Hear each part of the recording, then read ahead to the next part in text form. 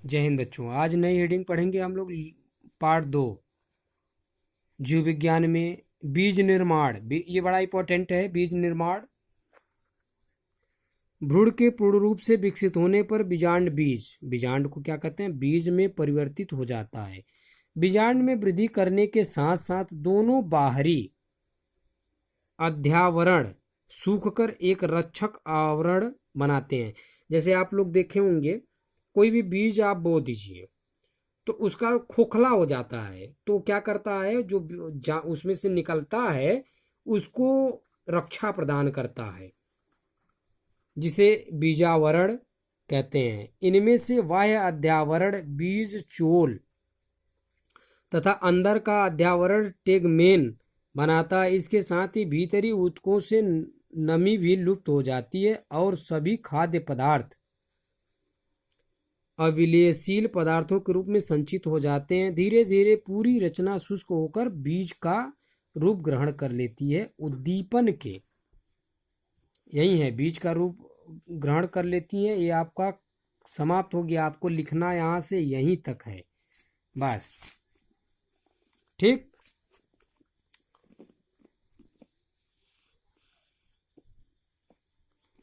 इसके बाद देखिए, आपका ये जो फिगर दिखाया गया है, ये लीची में एरील, एरग्ड में कैंकरट, और इसके बाद पुष्प से बीजों का निर्माण।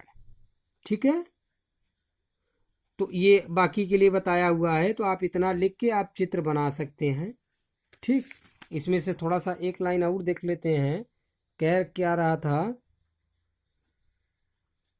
कि देखिए कहाँ, यहाँ तो उद्दीपन के फलस्वरूप अंडाशय फल में विकसित हो जाता है और इसकी भित्ति फल का फलावरण बनाती है।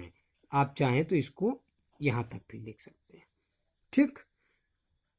उसके बाद उन्होंने कहा कुछ बीजों में बीजांड वृत्त वाले सिरे से अध्यावरण के समान एक अतिरिक्त संरचना विकसित होती है। इसे एरील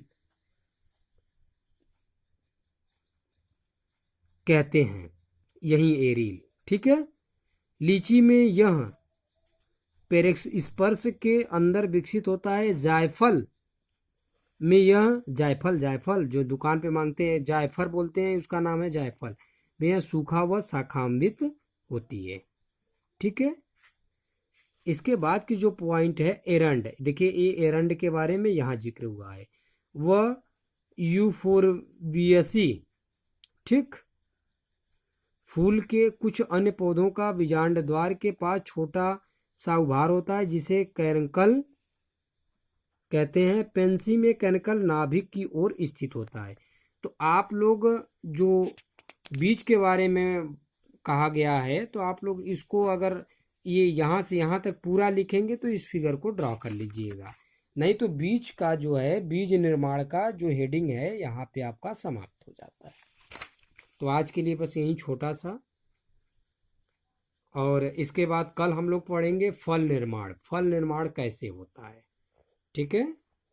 और आज हम लोगों ने पढ़ा बीज का निर्माण कैसे होता है। तो आज के लिए इतना ही। धन्यवाद।